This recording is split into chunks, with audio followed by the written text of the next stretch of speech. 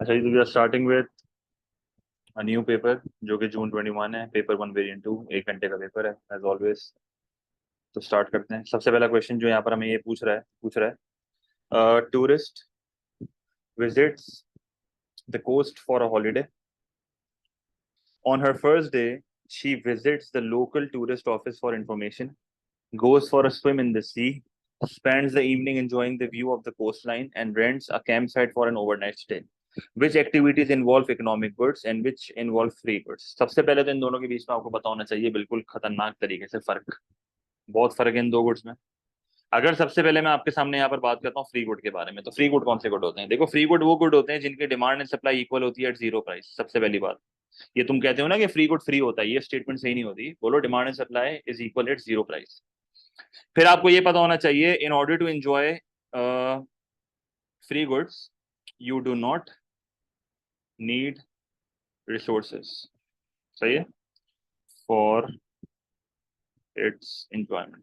फिर है पहली बात। फिर इसकी क्योंकि रिसोर्सेज की जरूरत नहीं होती तो ये अनलिमिटेड सप्लाई होते हैं। अच्छा, अनलिमिटेड सप्लाई से बेहतर स्टेटमेंट होती है अबंडेंट सप्लाई होना, पर अनलिमिटेड सप्लाई भी पेपर में लिखता है वो अक्सर। और इसकी सबसे मेन चीज there is no opportunity cost, क्योंकि देखो हमेशा याद रखना, जब एक गुड में रिसोर्सेज का इस्तेमाल ही नहीं होता, और जब रिसोर्स का इस्तेमाल ही नहीं होता तो आप कभी भी ये स्टेटमेंट नहीं बोलोगे कि यार ये रिसोर्स मैंने यहाँ लगाई है तो यहाँ भी तो लगा सकता था। तो ये वाली चीज यहाँ पर अब पॉसिबल नहीं है क्योंकि रिसोर्स इस्तेमाल ही नहीं हो रहा है। There is no opportunity cost. On the other end, अगर हम इकोनॉमिक गुड की बात करते हैं ना, तो ये कंप्लीट ऑपोजिट चल रहा है। कंप्लीट ऑपोजिट का मतलब ये हुआ कि इकोनॉमिक गुड लिमिटेड सप्लाई में होते हैं। भाई लिमिटेड सप्लाई में क्यों होते हैं? क्योंकि इनकी इंजॉयमेंट के लिए you need resources. If you want to enjoy economic goods you need resources. और जिधर रिसोर्सेज की जरूरत पड़ गई वहां पर पूरी गेम फिर आ जाती है किसकी? अपॉर्चुनिटी कॉस्ट की, क्योंकि तुम रिसोर्स यहाँ पर लगा रहे हो तो यहाँ भी तो लगा सकते थे, ऐसी स्टेटमेंट आ जाती है फिर। सही है, तो ये सीन है। और इकोनॉमिक गुड ही प्राइवेट गुड होते हैं। अब अगर आप एक एक करके देखो जरा मेरे साथ, मुझे सबसे पहले बताओ, इन्फॉर्मेशन इन्फॉर्मेशन प्राइवेट गुड है इकोनॉमिक गुड है? सिंपल सा क्वेश्चन है, जल्दी बताओ। इन्फॉर्मेशन प्राइवेट गुड है इकोनॉमिक गुड है? ओ, इकोनॉमिक गुड है फ्री गुड है? इकोनॉमिक गुड है या फ्री गुड है information? Information is an economic good. ठीक है, इन्फॉर्मेशन इकोनॉमिक गुड होता है। आजकल के जमाने में इन्फॉर्मेशन कैन बी एक्सचेंज्ड, सही, in the form of patents, in the form of copyrights. ठीक है, तो इन्फॉर्मेशन लिमिटेड भी होती है, अनलिमिटेड नहीं होती। सही है, तो आपको थोड़ी वैल्यू जजमेंट अपनी अच्छी रखनी होगी इस केस में। तो information is an economic good. अच्छा, अगर मैं समंदर में स्विमिंग करने जा रहा हूँ, आपको पता होना चाहिए कि फ्री गुड की एग्जांपल्स फिक्स हैं। एक सनशाइन है, या आप उसको सनलाइट कह सकते हो। एक सी वाटर है, सही है। फिर आपका एयर है। ये सारी चीजें फ्री गुड है। तो हमेशा याद रखना, अगर समंदर में स्विमिंग करने जा रहे हो ना तो ये फ्री गुड है। ठीक है, कोई रिसोर्स का इस्तेमाल नहीं है। इंजॉय कर रहे हो कोस्ट लाइन का व्यू, ये तो तुम व्यू एंजॉय कर रहे हो ना, ये भी फ्री गुड है। इसके तुमने कोई तुम्हें कोई मार्केट नहीं है इसकी। रेंट कैंप साइट, रेंट, देखो रेंट, जिधर रेंट आ गया, जिधर पेमेंट वाली चीज आ गई, जिधर रिसोर्सेज का इस्तेमाल आ गया, वो फिर इकोनॉमिक गुड होता है। तो इसका मतलब ये हुआ कि camping and information are economic goods, camping and information are economic goods, while swimming and sightseeing are free goods. तो A is the right answer. फिर तो फ्री गुड इकोनॉमिक ग्रोथ का डिफरेंस पता होना चाहिए। As an AS level student, O level वाले student को भी पता होता है ये, कोई मसला?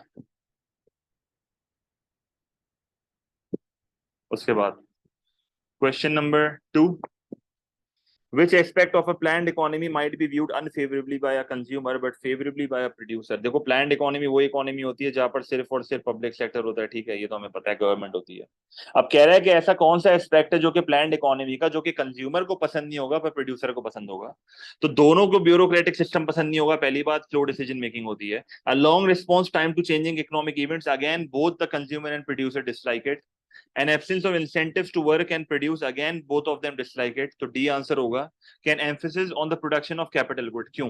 देखो, ऑल्दो कैपिटल गुड कंज्यूमर को नहीं पसंद, एक बात तो क्लियर है, क्योंकि कैपिटल गुड वो गुड्स होते हैं जो कि लॉन्ग टर्म इन्वेस्टमेंट होते हैं, like equipment and machines. Consumer को इनमें इंटरेस्ट नहीं होता, कंज्यूमर को अपने स्टैंडर्ड ऑफ लिविंग में इंटरेस्ट होता है। तो consumer always prefer consumer goods. As a producer, मैं इसको अनफेवर नहीं करूंगा, क्योंकि in the end capital good को भी बेसिए मैंने पैसे ही कमाने और कैपिटल गुड से मजीद कंज्यूमर गुड बनेंगे। तो एज अ प्रोड्यूसर मैं डिसलाइक नहीं करूंगा, बट एज अ कंज्यूमर मैं इस चीज को डिसलाइक करूंगा, क्योंकि अभी कैपिटल गुड ज्यादा होने का मतलब है कंज्यूमर गुड कम, और कंज्यूमर गुड कम होंगे तो स्टैंडर्ड ऑफ लिविंग कम होगा। तो as a consumer I won't like it, but as a producer मुझे कोई मसला नहीं होना चाहिए इस चीज से। तो डी सबसे बेस्ट ऑप्शन है जो यहाँ पर मैच कर रहा है। क्लियर है? तो मसला। Question number 3, if the rate of inflation rises from 2% to 20%, which function of money is likely to be most affected? सबसे ज्यादा अफेक्ट नॉर्मली जो इन्फ्लेशन की वजह से होता है ना, वो स्टोर ऑफ वैल्यू होता है। पर affects of inflation on the functions, मतलब फंक्शंस ऑफ मनी की अफेक्ट इन्फ्लेशन के ऊपर आपके पेपर में नहीं आ सकते, क्योंकि मनी का टॉपिक अब A2 में जा चुका है, तो ये आपके लिए रेलिवेंट नहीं है। सही है, ये आपके लिए रेलिवेंट नहीं है। कोई मसला? बिल्कुल। तो क्वेश्चन 3 आपके लिए रेलिवेंट नहीं है मेरे हिसाब से। Question number 4, which statement would be classified by an economist as a positive statement? तो देखो पॉजिटिव स्टेटमेंट्स कौन सी होती है, इस पॉइंट तक आपको ये याद होना चाहिए, हमारे पेपर में इसको डिस्कस करते हैं। तो positive statements are objective statements. Positive statements are those statements which can be proven, और मतलब आप यस और नो कह सकते हो, एविडेंस बेस्ड है। फैक्चुअल बातें कभी कभार हो जाती हैं, जैसे ट्रू एंड फॉल्स या यस और नो या ऐसी चीजें। सही है। Balancing the budget can not be more important then reducing inflation. तो एक एक बार जरा नॉर्मेटिव रिवाइज कर लेते हैं। नॉर्मेटिव स्टेटमेंट्स क्या होती थी, याद है? नॉर्मेटिव स्टेटमेंट्स ना वैल्यू जजमेंट होती हैं, ठीक है? वैल्यू जजमेंट, मशवरे हो गए, ओपिनियन हो गए, तो ये सारी चीजें जो है ना नॉर्मेटिव होती हैं। जैसे ओपिनियन हो गया या वैल्यू जजमेंट हो गया, या फॉर एग्जाम्पल शुड वाली चीजें, तो ये यही होना चाहिए, ये नहीं होना चाहिए, value judgement, opinion based. Subjective statements होती हैं ये सब्जेक्टिव स्टेटमेंट्स होती हैं। तो balancing the budget can not be more important, ये देखो, ये can not be more important वाली चीज जो है ना ओपिनियन बेस्ड है, ठीक है? ये ओपिनियन आ गया आपका। Maintaining the real income of pensioner needs to be a priority, again it is an opinion, it is a value judgement, ठीक है?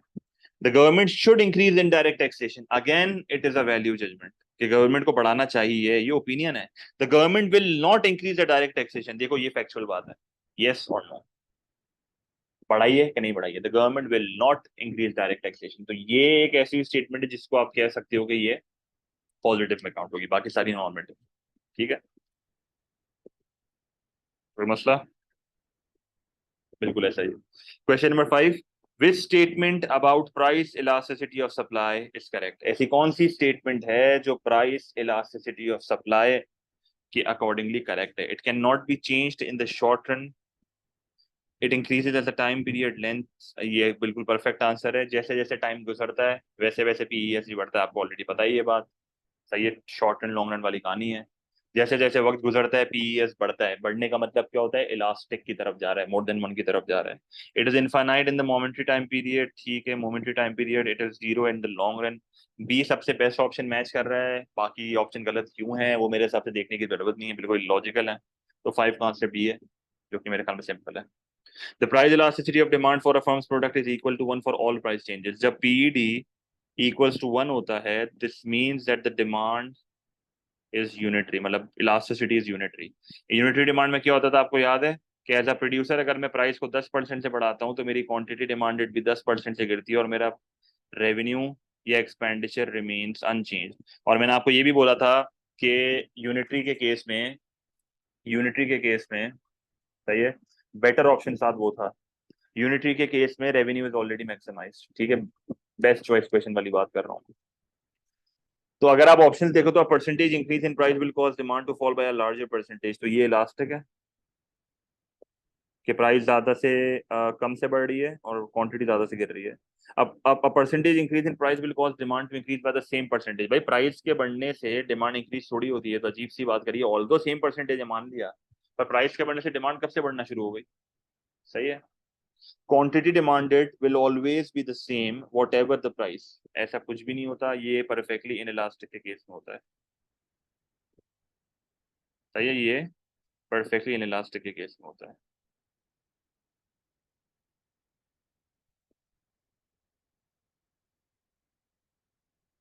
डी आंसर होगा, the firm's revenue will always be the same whatever the price.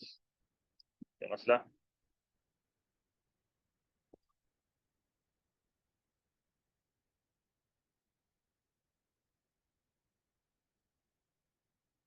Question number 7, what leads to a downward shift on the normal supply curve. Downward shift का मतलब क्या है, जरा ये बताओगे?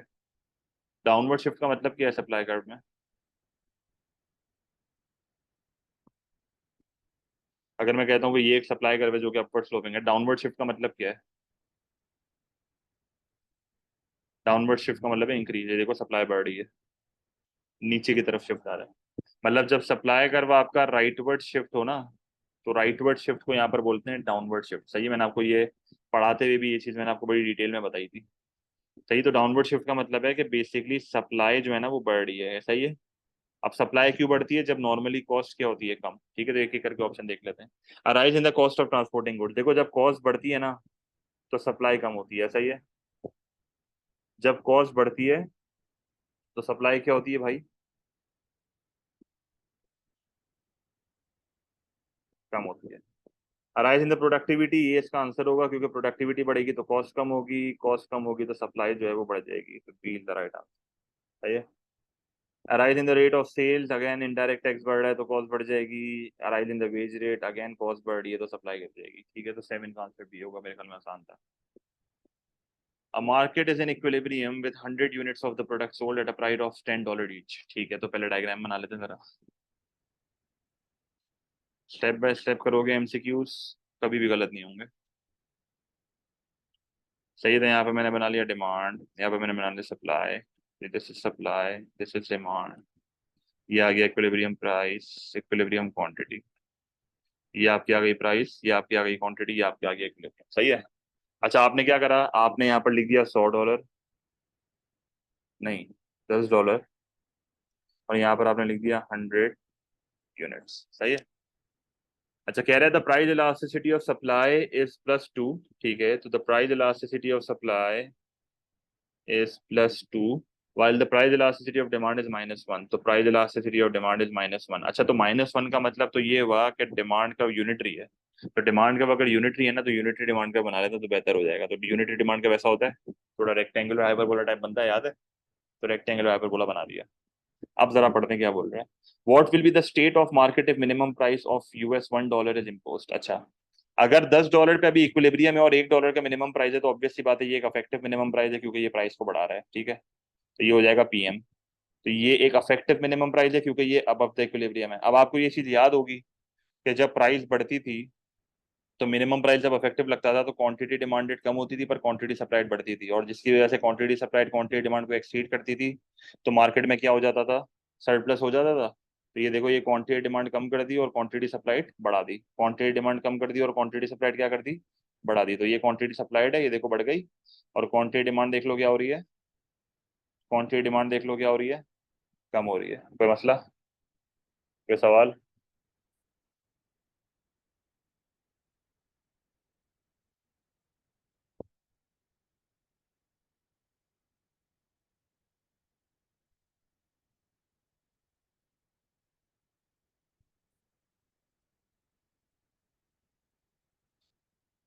यहाँ तक क्लियर है?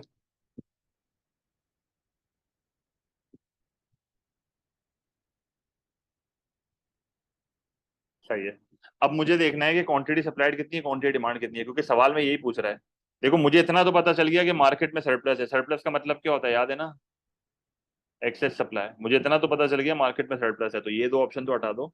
या तो ये आंसर है या तो ये आंसर है। अब 20 का सरप्लस है या 30 का सरप्लस है, कैसे पता चलेगा?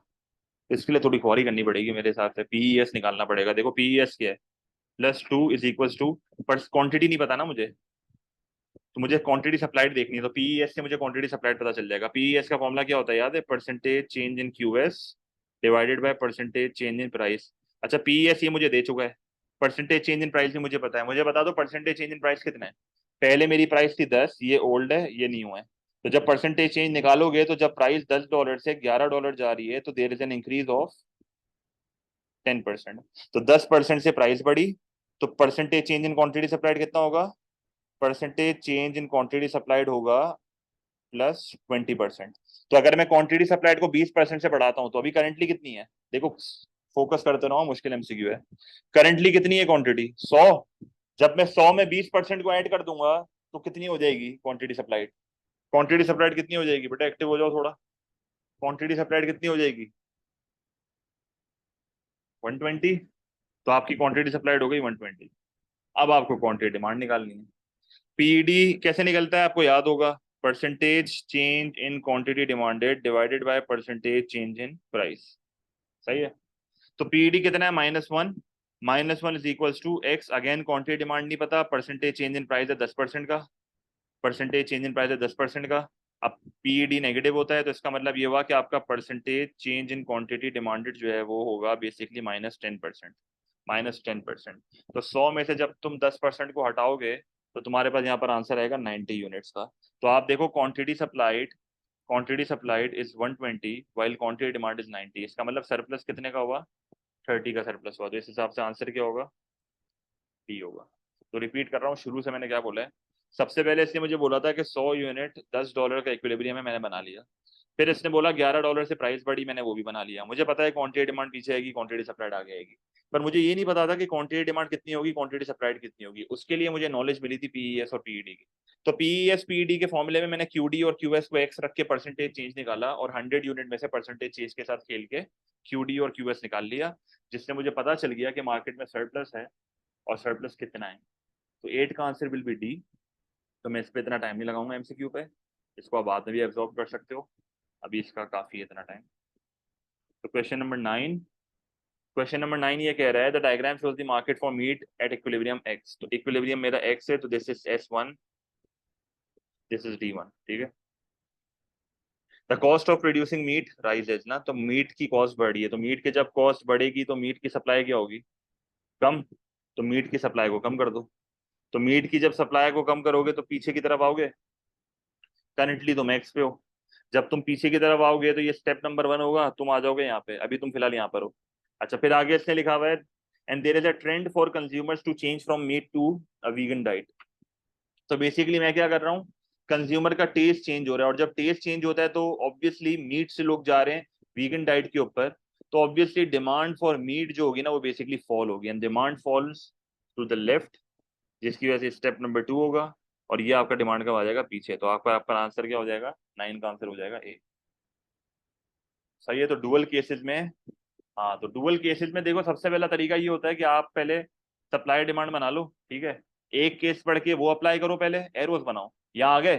फिर देखो मैंने जब मैं यहाँ पर आया, फिर मैंने देखा कि आगे क्या हो रहा है। स्टेप बाय स्टेप करोगे कभी गलत नहीं होगा, हराउड़ी में सब साथ करोगे तो फिर हमेशा गलत होगा। पहले शेड कर लिया करो ओरिजिनल, अक्सर गड़बड़ क्या होती है, कंफ्यूजन होती है। आइडेंटिफाई सही करोगे कि सप्लाई डिमांड की मूवमेंट क्या हो रहा है क्या नहीं हो रहा, पर वही बात है, शिफ्ट गलत हो जाएंगे। क्वेश्चन नंबर 10 में ये कह रहा है कि good X and Y are complements. तो इसका मतलब एक गुड की प्राइस और दूसरी गुड की क्वांटिटी में नेगेटिव रिलेशनशिप होगा, लाइक कार एंड पेट्रोल। ठीक है। What will be the effect on the equilibrium price and equilibrium quantity of good X of an increase in the supply of good Y. अच्छा, तो पहले good Y का diagram बना लेते हैं।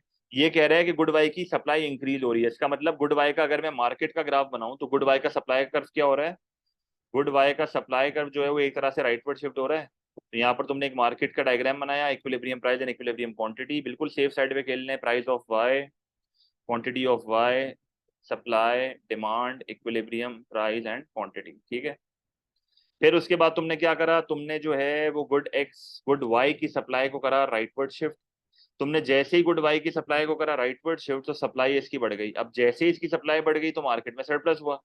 जैसे ही मार्केट में सरप्लस हुआ तो गुड वाई की प्राइस हो गई कम और गुड वाई की क्वांटिटी बढ़ गई। इंपॉर्टेंट मेरे लिए प्राइस है। मुझे पता है कि जब गुड वाई की प्राइस कम होगी, मुझे पता है कि जब गुड वाई की प्राइस कम होगी, अगर गाड़ी की प्राइस कम होगी तो जो गुड एक्स है, जो पेट्रोल है, पेट्रोल की डिमांड बढ़ जाएगी। और जब पेट्रोल की डिमांड बढ़ जाएगी ना तो फिर इसका ग्राफ बनाओ, फिर इसका ग्राफ बनाओ। अफेक्ट देखो, इक्विलिब्रियम प्राइस और इक्विलिब्रियम क्वांटिटी के ऊपर अफेक्ट देखो। तो मैं अब बना रहा हूँ पेट्रोल का ग्राफ। तुमने यहाँ पर लिखा प्राइस ऑफ एक्स, फिर यहाँ पर तुमने लिखा क्वांटिटी ऑफ एक्स, ये आ गया सप्लाई, ये आ गया डिमांड, ये आ गया इक्विलिब्रियम प्राइस एंड क्वांटिटी। क्या करना है, अब तुम्हें ये करना है कि तुम्हें डिमांड फॉर एक्स बढ़ाना है। तुमने डिमांड कर्व को करा राइटवर्ड शिफ्ट।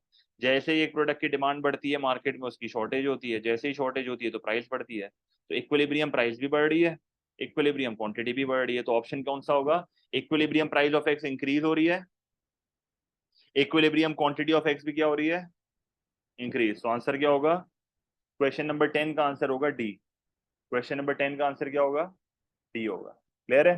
तो वापस रिपीट कर रहा हूं, इसने बोला था कि गुड वाई की सप्लाई बढ़ रही है, तो गुड वाई की सप्लाई के बढ़ने से गुड एक्स की equilibrium quantity price, equilibrium quantity और इक्विलिब्रियम प्राइस पे क्या इफेक्ट आ रहा है। तो मैंने यहाँ पर जो है वो किस तरह करा, गुड वाई की सप्लाई को बढ़ाया, उसकी प्राइस कम हुई, क्वांटिटी बढ़ी, मेन प्राइस था, प्राइस कम हुई तो इसकी डिमांड बढ़ गई। हमेशा याद रखना, in the case of complement there is a negative relationship between price of one good and the demand of other. तो क्वेश्चन नंबर 10 का आंसर क्या होगा, डी होगा। फिर क्वेश्चन नंबर 11 में ये कह रहा है कि private company achieves a producer surplus at the market equilibrium price. अब बार बार ग्राफ बनाने पड़ रहे हैं। मार्केट इक्विलिब्रियम प्राइस के ऊपर,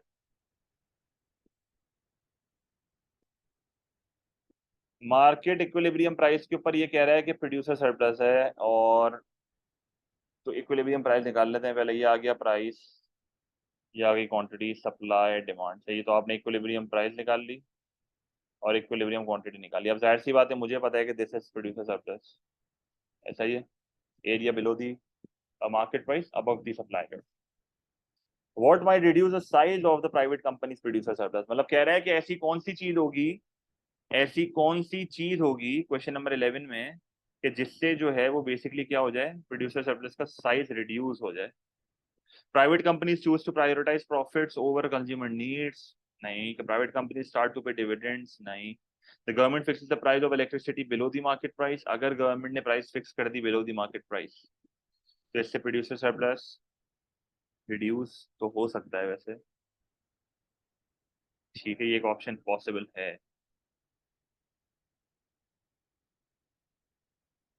अच्छा, आगे लिखा हुआ है द प्राइवेट कंपनी सप्लाई कर बिकम्स मोर इलास्टिक। अब देखो सिलेक्शन जो है ना वो BCQ है वापस, बेस्ट चॉइस क्वेश्चन, या तो आंसर सी होगा या तो डी होगा। अब गवर्नमेंट अगर फिक्स कर देती है price elasticity, price below the market, तो हम बोलेंगे कि प्रोड्यूसर सरप्लस कम हो रहा है, जो कि बिल्कुल हो रहा है, पर again it depends on elasticity.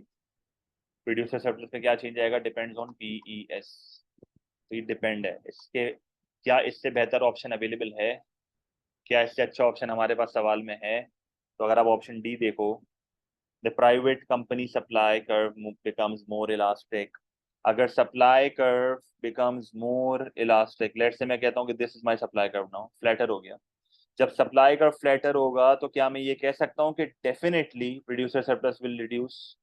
देखो कितना कम हो जाएगा। क्या मैं ये कह सकता हूँ कि अगर सप्लाई कर्व इलास्टिक हो गया तो definitely the producer surplus will decrease. तो बेटर ऑप्शन मेरी नजर में डी है। समझ आया, बेहतर ऑप्शन मेरी नजर में डी है। कोई सवाल।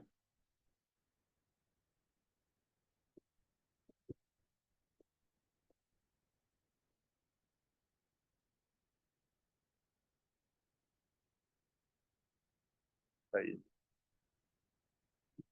अच्छा, क्वेश्चन नंबर 12, ये तो आराम से बता सकते हो। How would an economist establish the market demand for a curve for a private good. Market demand क्या होता था, याद है। मार्केट डिमांड क्या होता था, मार्केट डिमांड होता था हॉरिजॉन्टल एग्रीगेशन या हॉरिजॉन्टल समेशन, सही है, of individual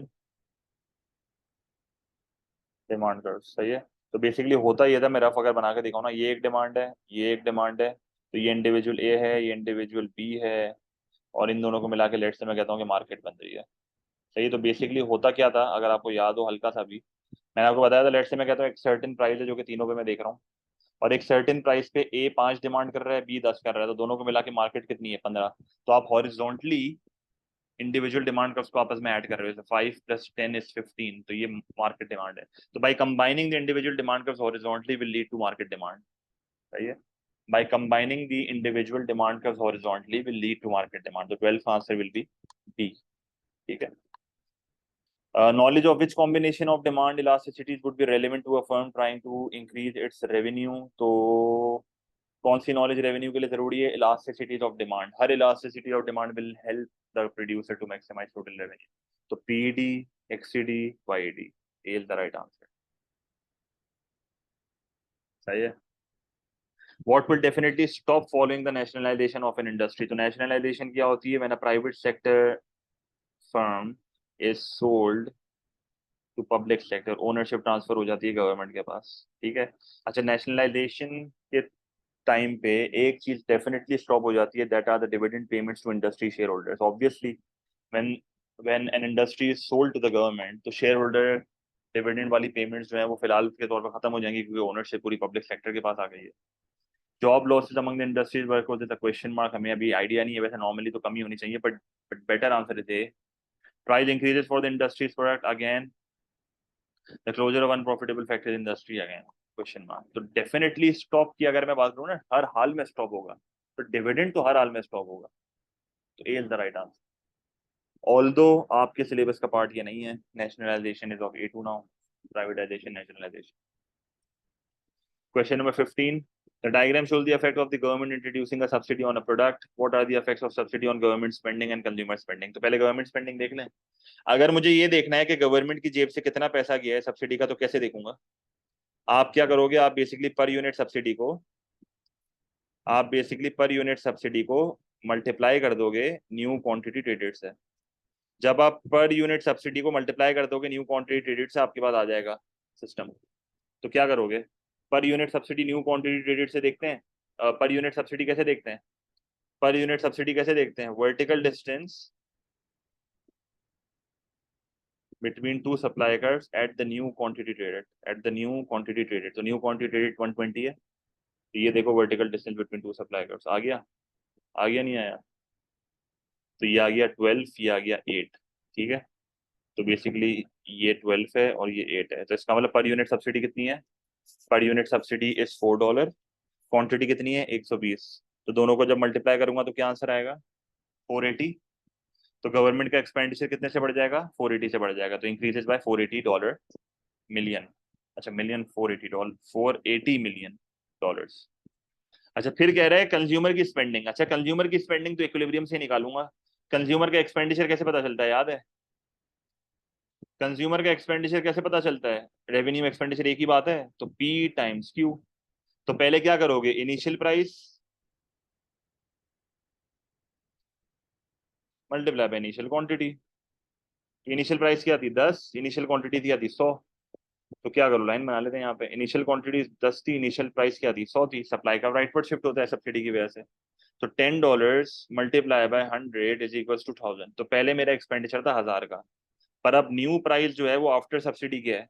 after subsidy price is 8। Equilibrium से देखते हैं ना कंज्यूमर को, तो price is 8 and quantity is 120, तो न्यू प्राइस इज $8 और इसको तुम न्यू क्वांटिटी से मल्टीप्लाई कर दो, 120 इज इक्वल टू, ये तुम्हारा आ जाएगा 960 आ जाएगा। तो कंज्यूमर का एक्सपेंडिचर उल्टा कम हुआ है $40 से, तो 40 मिलियन से डिक्रीज हुआ है। तो सी इज द राइट आंसर। कोई मसला? बिल्कुल। सवाल? कोई भी सवाल?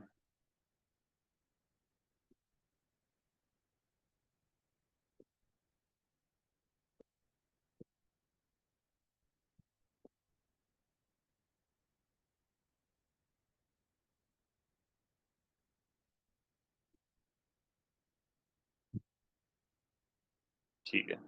अच्छा क्वेश्चन नंबर 16, बहुत कॉन्सेप्चुअल पेपर है मेरी नजर में, तो काफी अच्छे सवाल है। In the diagram S1 and D1 are the initial supply curve, तो इनिशियल सप्लाई कर्व देखो पहले हाईलाइट कर लिया करो। S1 and D1 are initial supply curve, तो इनको पहले हाईलाइट कर लिया। द डायग्राम सही है, तो what would be the new supply curve following the removal of an ad valorem tax? फर्क पता होना चाहिए। देखो इनडायरेक्ट टैक्स मैंने आपको पहले ही बताया था, जो कि स्पेंडिंग पे लगता है, गुड्स एंड सर्विसेज पे लगता है, ये दो तरह के होते हैं।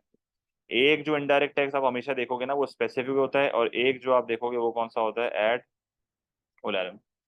ये स्पेसिफिक टैक्स जो होता है ना, ये पर यूनिट टैक्स होता है। जैसे फॉर एग्जांपल मैं कहता हूँ हर बॉटल पे $1 का टैक्स। अब जब हर बॉटल पे $1 का टैक्स लगता है ना, तो सप्लाई का जब शिफ्ट भी होता है ना लेफ्टवर्ड, मुझे पता है पीछे तो जाएगा, कॉस्ट तो बढ़ेगी, पर पैरेलल शिफ्ट आता है। कौन सा शिफ्ट आता है?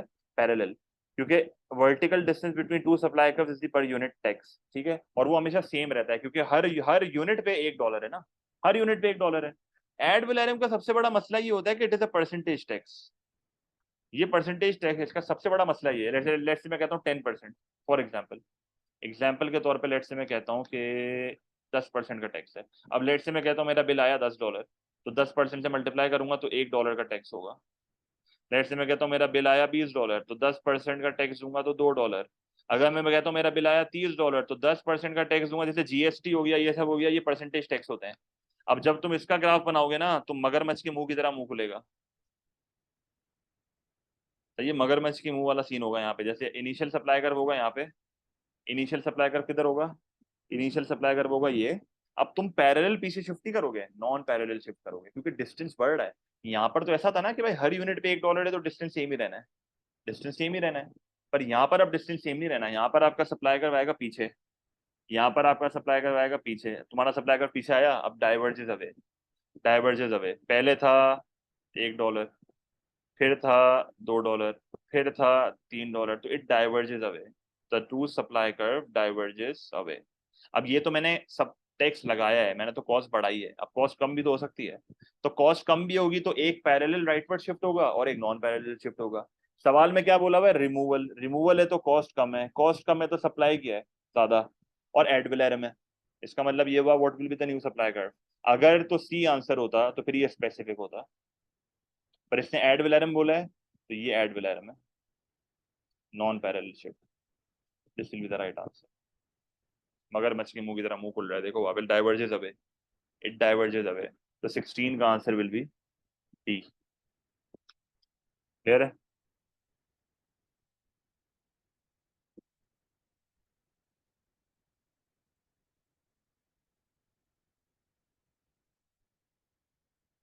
ऐसा ही।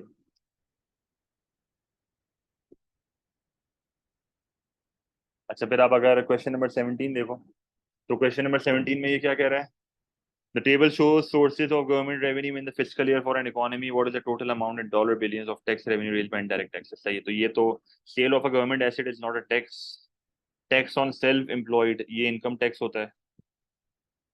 Carbon tax on goods produced, goods पे लग रहा है, इनडायरेक्ट है। एनवायरमेंटल टैक्स होता है पर इनडायरेक्ट है। गुड्स एंड सर्विसेज पे लगता है भाई, स्पेंडिंग पे लगता है और गुड्स एंड सर्विसेज पे लगता है, इस तरह याद कर लो। Corporate taxes are income taxes, मतलब डायरेक्ट टैक्सेस जो कि इनकम पे लगते हैं। इनकम टैक्स तो खैर मैं नहीं बोलूंगा इसको, डायरेक्ट टैक्स बेहतर वर्ड है यहाँ पे, इसके हेडिंग के अंदर ही आता है ना, जो भी चीज डायरेक्ट इनकम पे लगती है वो डायरेक्ट होती है। ये भी डायरेक्ट है। कैपिटल गेन भी डायरेक्ट है। गुड्स एंड सर्विसेज पे लग रहा है जो वो इनडायरेक्ट है। एयर पैसेंजर स्पेंडिंग पे लग रहा है, ये भी इनडायरेक्ट है। तो बेसिकली इनडायरेक्ट टैक्स कौन कौन से, एक ये इनडायरेक्ट टैक्स है, एक ये इनडायरेक्ट टैक्स है, एक ये इनडायरेक्ट टैक्स है। तो 1000 + 100 + 100 तो 1200 यहाँ पर आंसर होगा, 17 का ये है।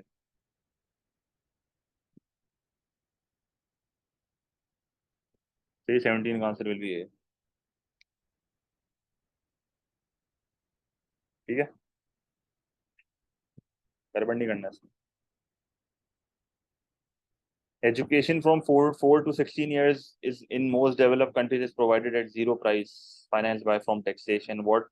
Why should the government do this? भाई एजुकेशन जैसी जो चीज है ना, वो आपको पता होनी चाहिए कि यार ये एक मेरिट गुड है ना। और यहाँ पर सबसे बड़ा मसला, मतलब गवर्नमेंट क्यों प्रोवाइड करती है एजुकेशन जैसी चीज, हेल्थ केयर, जैसे इंग्लैंड में क्यों हेल्थ केयर पूरा फ्री है, एनएचएस क्या कॉन्सेप्ट है भाई, ये मेरिट गुड होते हैं। इनमें सबसे बड़ा मसला ये होता है कि लैक ऑफ इन्फॉर्मेशन है। ऑल्दो ये जो कंज्यूम कर रहा है उसके लिए भी फायदेमंद है, जो थर्ड पार्टी है उसके लिए भी फायदेमंद है, पर वही बात है हम इन फायदों का रियलाइज नहीं करते। और जब रियलाइज नहीं करते due to lack of information, तो गवर्नमेंट इंटरवीन करती है और गवर्नमेंट कहती है कि यार मैं ही प्रोवाइड कर देती हूँ। In a free market consumers have imperfect information so do not realise the full person benefit of education, realise ही नहीं होता उनको। In a free market education is not considered to be a private good, बिल्कुल गलत, education is a private good. हर वो चीज जो गवर्नमेंट प्रोवाइड करती है वो पब्लिक गुड नहीं होती, हमेशा याद रखना। In a free market consumers will be unwilling to pay for education, ऐसा भी नहीं है, कुछ लोग विलिंग होते हैं और ये कोई रीजन नहीं होती। In a free market education is non rival and non excludable, बिल्कुल गलत, ये non rival non excludable public good होते हैं। ये अजीब सी कोई बात कर रहा है तो ये छोड़ दो। तो 18 का आंसर है। What will cause the movement along an aggregate supply curve, हमेशा याद रखना एग्रीगेट सप्लाई कर्व पे अगर मूवमेंट आ रही है तो समझ जो एग्रीगेट डिमांड शिफ्ट हो रहा है। प्रूफ भी करके दिखा देता हूँ।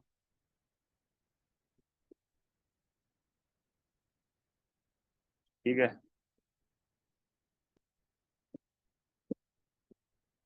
अगर मैं तुम्हें कहता हूँ, मैं रफ बना रहा हूँ बिल्कुल, अगर मैं कहता हूँ ये एक एग्रीगेट सप्लाई लेट से, अब इससे मूवमेंट कब आएगी, जब एडी आगे पीछे होगा, एडी आगे पीछे होगा तो मूवमेंट नहीं आएगी।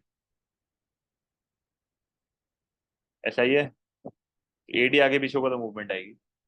तो a rise in the demand for exports, C plus I plus G plus X minus M, X will increase AD, A is the right answer. A rise in the price of raw materials, इससे cost बढ़ेगी, cost की वजह से short and aggregate supply कम हो जाएगा, गलत। A rise in the productivity of labour, इससे कॉस्ट कम होगी, कॉस्ट कम होने से शॉर्ट एंड एग्रीगेट सप्लाई बढ़ जाएगा। A rise in the rate of sales tax, इससे कॉस्ट बढ़ जाएगी, शॉर्ट एंड एग्रीगेट सप्लाई जो है वो कम हो जाएगा। सिर्फ एक जगह पे एग्रीगेट डिमांड का शिफ्ट आ रहा है जो कि ऑप्शन ए है, जिसकी वजह से एग्रीगेट सप्लाई के ऊपर मूवमेंट आएगी, या तो ऊपर की तरफ या तो नीचे की तरफ। तो 19 का answer will B A. A government devalues its fixed exchange rate. Fixed exchange rate is part of A2. Devaluation is part of A2. और आपको ये पता होना चाहिए कि अगर एक मुल्क अपनी करेंसी को जानबूझकर गिरा रहा है तो जानबूझकर गिराने को devaluation कहते हैं, और ऑटोमेटिकली गिरने को जो कि फ्रीली फ्लोटिंग एक्सचेंज रेट में होता है उसको depreciation कहते हैं। What is most likely to be its aim? To improve the terms of trade, बिल्कुल गलत। If you reduce your exchange rate deliberately, export prices will fall while import prices will rise. Terms of trade will worsen. सही है। To increase the level of aggregate demand, बिल्कुल, क्योंकि इससे export का revenue बढ़ सकता है जिसकी वजह से एडी बढ़ सकता है। तो yes, yes AD can increase, B is the right answer. To reduce the current account surplus, current account surplus कम करने के लिए अगर आप इसको लगा रहे हो तो इससे तो आपका सरप्लस बढ़ेगा, रिड्यूस थोड़ी होगा, क्योंकि जब एक्सपोर्ट के रेवेन्यू बढ़ेंगे तो आपकी कंट्री में इनफ्लोज मजीद बढ़ेंगे, तो इससे आपका सरप्लस रिड्यूस नहीं होगा, बढ़ेगा। ये तो एक एक्सपेंडिचर स्विचिंग पॉलिसी अगर आपको याद हो, मतलब devaluation is used to reduce the current account deficit, surplus बढ़ता है इससे। तो reduce the demand pull inflation, ये तो उल्टा एडी बढ़ रहा है, इससे तो डिमांड पुल इन्फ्लेशन आएगी। तो क्वेश्चन 20 का answer will be B.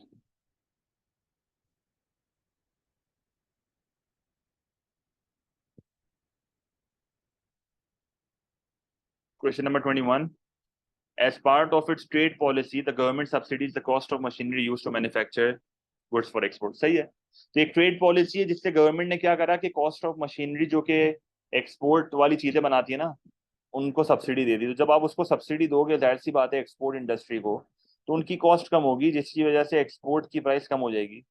Export की प्राइस कम हो जाएगी तो इसकी वजह से हो सकता है एक्सपोर्ट का रेवेन्यू बढ़ जाए, जिसकी वजह से कंट्री के इनफ्लोज बढ़ेंगे और इससे हमारी करंट अकाउंट की पोजीशन क्या होगी, इंप्रूव होगी। A decrease in the deficit, a decrease in the deficit, बिल्कुल। पर decrease in the deficit current account ना, कैपिटल अकाउंट तो है ही नहीं हमारा उसका पार्ट, तो B is the right answer. Current account ना, trade in goods, trade in services. Increase the deficit का तो सवाल ही पैदा नहीं होता, डेफिसिट तो डिक्रीज हो रहा है, तो A will be, B will be the right answer. Capital account पे इफेक्ट नहीं आता, करंट अकाउंट पे इफेक्ट आता है इनफ्लोज एंड आउटफ्लोज की वजह से of export and imports. Question number 22, what is correct about the causes of inflation. तो कॉजेज ऑफ इन्फ्लेशन दो होते हैं, या तो ईडी का बढ़ना या तो एएस का कम हो जाना, demand pull and cost push. Cost push inflation can be caused by a rising exchange rate. तो जब एक्सचेंज रेट बढ़ जाता है तो इससे तो इंपोर्ट की प्राइस कम हो जाती है, इससे तो उल्टा कॉस्ट पुश इन्फ्लेशन कंट्रोल होती है, क्योंकि इंपोर्टेड रॉ मटेरियल सस्ते हो जाते हैं, तो ये तो उल्टा मामला सही कर देता है हमारे लिए। Cost push inflation can be caused by lower indirect taxes, बिल्कुल गलत, लोअर इनडायरेक्ट टैक्स से कॉस्ट कम होती है। Demand pull inflation can be caused by rising exchange rate, तुम एक्सचेंज रेट को अगर बढ़ाओगे तो एक्सपोर्ट की प्राइस तुम्हारी बढ़ जाएगी, तो इससे तो नहीं आ सकता डिमांड पुल इन्फ्लेशन, क्योंकि इससे तो हो सकता है तुम्हारे एक्सपोर्ट का रेवेन्यू कम हो जाए जिसकी वजह से ईडी कम हो जाएगा, तो यहाँ तो बिल्कुल गलत है। Demand pull inflation can be caused by lower direct taxes, बिल्कुल, क्योंकि लोअर डायरेक्ट टैक्सेस की वजह से डिस्पोजेबल इनकम बढ़ेगी, कंजम्पशन बढ़ेगी, एडी बढ़ेगा, तो this can lead to demand pull inflation. देखो इस तरीके से आपको सारे ऑप्शंस को ब्रेक डाउन करना है और एक सही ऑप्शन सेलेक्ट करना है जो कि बिल्कुल परफेक्टली मैच करता है क्वेश्चन के साथ। Question number 23. The figures shown are from the New Zealand's balance of payment for 2017 according to data published by the Stats New Zealand in September 2018. What was the value of the balancing item? अच्छा, balancing item is a part of A2 now. तो ये भी A2 का part है। Balancing item basically बताऊं क्या होता है, net errors in omission account बनता है। देखो बोला ये जाता है कि current account plus financial account plus capital account, इन तीन अकाउंट से बैलेंस ऑफ पेमेंट बनता है, यस और नो। है, इन तीन अकाउंट से बैलेंस ऑफ पेमेंट बनता है। बोला ये जाता है कि current account plus financial account plus capital account should be zero, ये बोला जाता है। Current account plus financial account plus capital account should be zero, if it is not zero इसका मतलब ये गड़बड़ है। इसको दूसरे तरीके से भी देखा जाता है, इसको दूसरे तरीके से भी देखा जाता है, current account is equals to financial account plus capital account, ये भी एक तरीका होता है इसको देखने का। मैं इस तरीके से कराता हूँ, ये ज़्यादा अच्छा है, आसान है, नॉर्मली यही वाला फॉलो होता है। ठीक है, तो क्या करूंगा, ये देखो, current account -7,000, financial account 7,600, capital account 1,300, सबको ऐड करो तो आंसर आएगा -7,000 प्लस 7,600, तो 600 प्लस 1,300, तो यहाँ पर आपका आंसर क्या आएगा?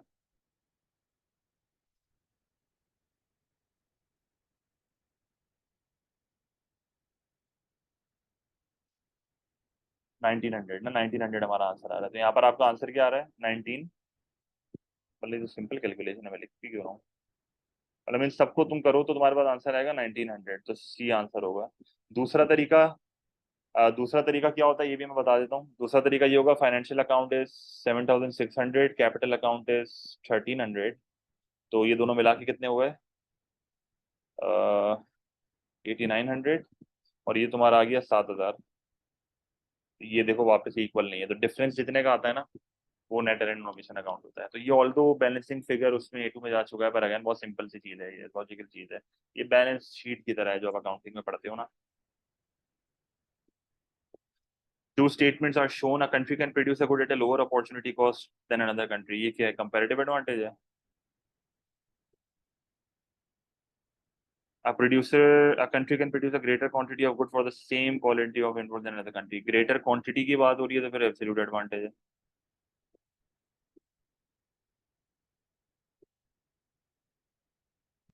ठीक है, तो वन, पहली स्टेटमेंट कंपैरेटिव है, दूसरी स्टेटमेंट एब्सोल्यूट है, C is the right answer.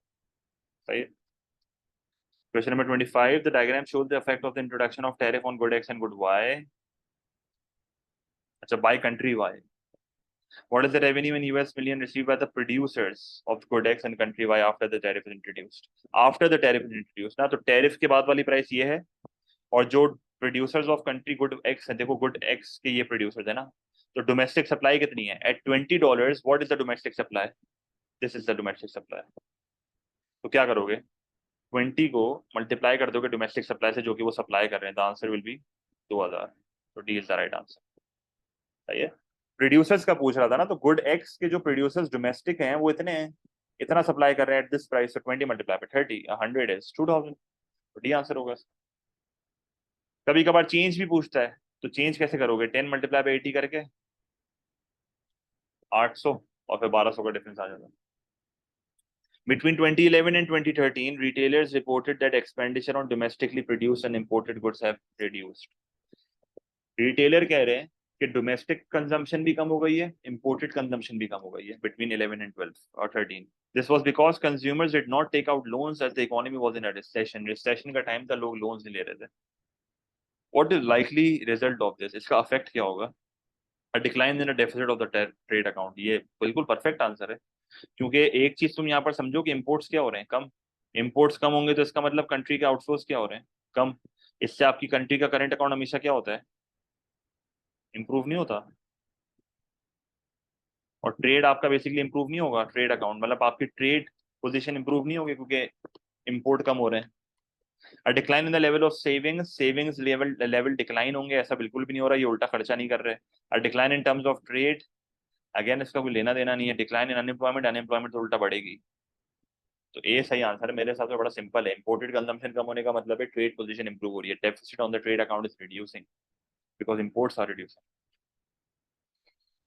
27, an increased international competition leads to a worsening country's current account balance। ठीक है, इंटरनेशनल कंपटीशन बढ़ गया, करंट अकाउंट पोजीशन वर्सन हो रही है। करंट अकाउंट पोजीशन वर्सन होने का मतलब क्या है? कि outflows are greater than inflows.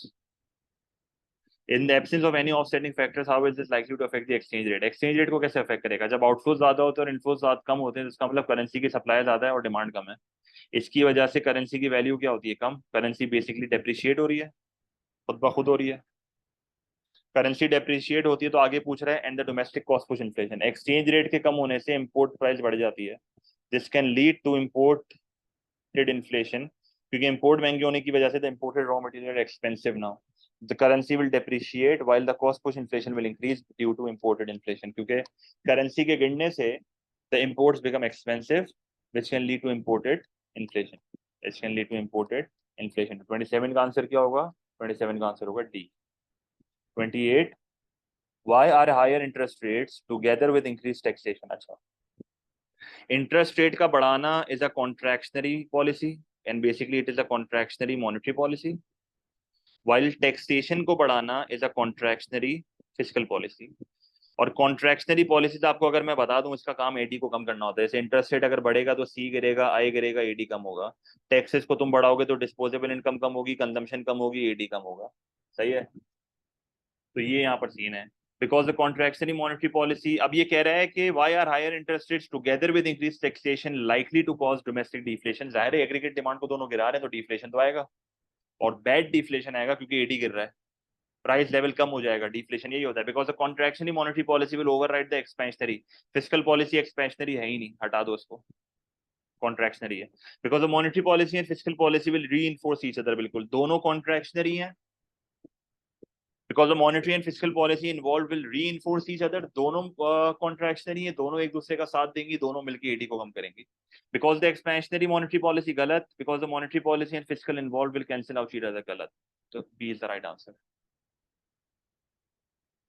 Which policy is aimed at correcting a balance of trade deficit is an expenditure reducing. मैंने आपको उस दिन भी बताया था, मैं वापस बता रहा हूँ, लास्ट क्लास में ये बताया था. मेरे पास जब दो ऑप्शन होते हैं और कंज्यूमर बहुत एग्रेसिव वाला ऑप्शन सेलेक्ट करती है ना, तो एग्रेसिव वाला ऑप्शन ये होता है कि बंदा यहाँ पर खड़ा हुआ है, गवर्नमेंट ने दोनों रास्ते बंद कर दिए. तो एक्सपेंडिचर रिड्यूसिंग पॉलिसी को दूसरे लफ्जों में एक्सपेंडिचर डैम्पिंग पॉलिसी भी बोला जाता है. This is basically contractionary fiscal and monetary policy. आप यहाँ पर एग्रीगेट डिमांड कम करते हो तो बंदा डोमेस्टिक कंजम्पशन तो कम कर ही देता है, पर बेचारा इंपोर्ट भी नहीं कर पाता. तो स्विचिंग पॉलिसी में तो ये होता है कि तुम उनको स्विच करते हो फ्रॉम इंपोर्टेड टू डोमेस्टिक. यहाँ पर तो तुम दोनों रास्ते बंद कर रहे हो. तो depreciation of the currency again is the switching policy. Direct taxation को बढ़ाना डिस्पोजेबल इनकम को कम करेगा, कंजम्पशन कम होगा, एडी कम होगा. तो this is a contractionary fiscal policy. And contractionary monetary policy भी डैम्पिंग पॉलिसी है. टैक्स इंसेंटिव फॉर प्रोड्यूसर्स अच्छी बात है. The imposition of protectionist tariff is a switching policy.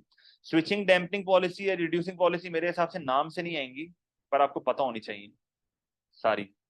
और रिड्यूसिंग डैम्पिंग का याद करना आसान होता है. Which policy will not cause, question number 30, which policy will not cause a reduction in the rate of inflation? ऐसी कौन सी पॉलिसी जो रेट ऑफ इन्फ्लेशन को रिड्यूस नहीं करेगी? तो एक एक करके देख लेते हैं. इंक्रीजिंग इनकम टैक्स की वजह से डिस्पोजेबल इनकम कम होगा, कंजम्पशन कम होगा, एडी कम होगा, तो ये तो रिड्यूस करेगी. Reducing government spending will reduce AD, क्योंकि एडी जी का पार्ट होता है, तो ये भी होगा. Reducing interest rates will increase consumption, will increase investment, will increase AD, ये तो नहीं करेगा. C is the right answer. Not बोला है, सवाल में नॉट बोला है. Removing subsidies will increase the cost of production for the producers. This will reduce the aggregate supply, which will lead to cost push inflation. ऐसा ही है. ठीक है. प्राइस लेवल बढ़ेगा ना. 30 का answer will be C. Clear है. Threshold इसका क्या था? थ्रेशोल्ड क्या था मुझे बताया था किसी ने स्टार्ट में.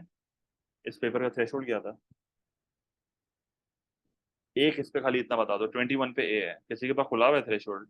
बी कितने पे था देखा है किसी ने? बी कितने पे? ये थ्रेशोल्ड कम है. बी बी 18 पे है. देखो ये बहुत लो थ्रेशोल्ड है मेरे हिसाब से. 24, 25, 26, 27 शुड बी अ टारगेट. ये 22, 21 तो यार कुछ भी नहीं है.